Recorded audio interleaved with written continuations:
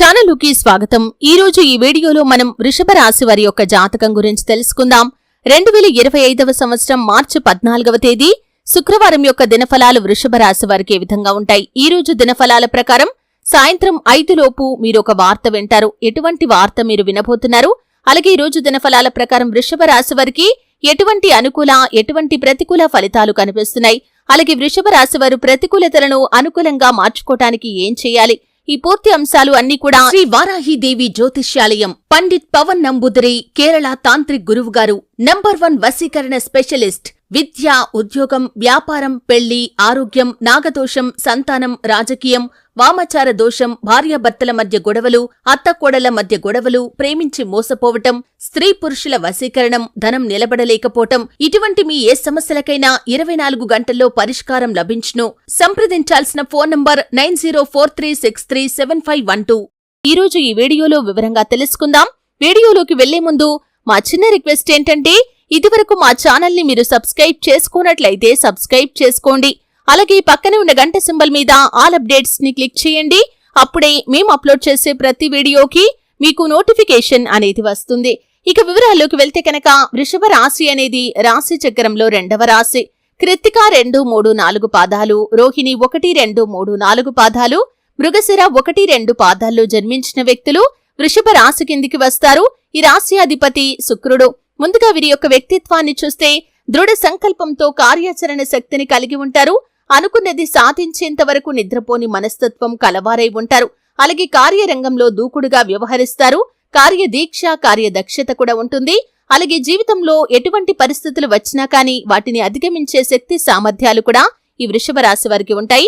ముఖ్యంగా విషయంలోకి వస్తే మార్చి 14వ తేదీ శుక్రవారం యొక్క దినఫలాలు వీరికి మిశ్రమంగా కనిపిస్తున్నాయి.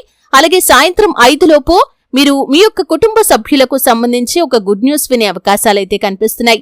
అంటే వారికి ఉద్యోగం రావటం కానీ, లేదా ఉద్యోగంలో అభివృద్ధి కానీ, లేదా వారి యొక్క జీవితంలో ఏదైనా ఎదుగుదల కానీ, ఈ విధంగా వారికి సంబంధించినటువంటి ఒక శుభవార్తను వినే అవకాశాలైతే కనిపిస్తున్నాయి. అలాగే ఈ రోజు దినఫలాల ప్రకారం మీకు నూతన వ్యక్తితో పరిచయం ఏర్పడుతుంది.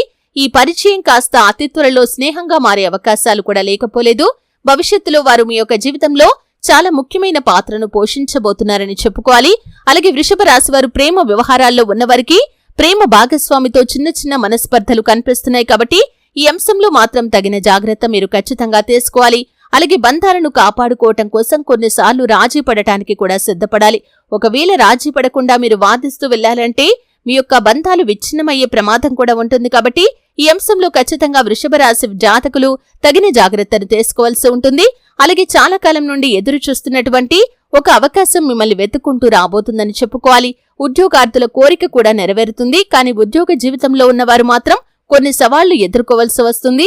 మీరు చెయ్యని పొరపాటు మీరు చేసినట్లుగా మీ యొక్క పై అధికారులు మిమ్మల్ని తప్పుగా అర్థం చేసుకుని మీపైన మాటలు అనే పరిస్థితి కనిపిస్తుంది. ఇది మిమ్మల్ని బాధించేటటువంటి అంశం. అలాగే వృషభ రాశి వారి యొక్క జాతకం ప్రకారం చూసినట్లయితే రాజకీయ నేపథ్యం ఉన్నటువంటి ఒక శుభకార్యానికి సంబంధించి ఆహ్వాన పత్రికను మీరు ఈ రోజు రిసీవ్ చేసుకోబోతున్నారు.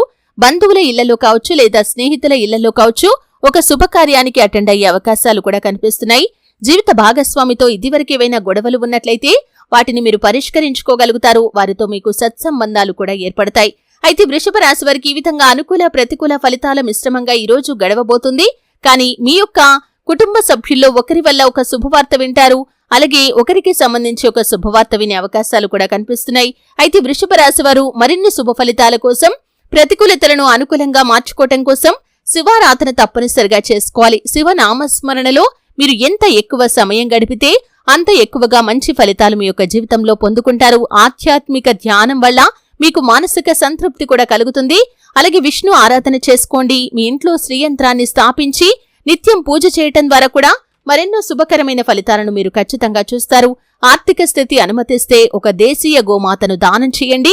ఆవును దానం చేయటం ద్వారా కూడా అపారమైన పుణ్యఫలాన్ని మీరు ఖచ్చితంగా పొందుకుంటారు. చూశారు కదండి. వీడియో నచ్చితే ఖచ్చితంగా లైక్ చేయండి.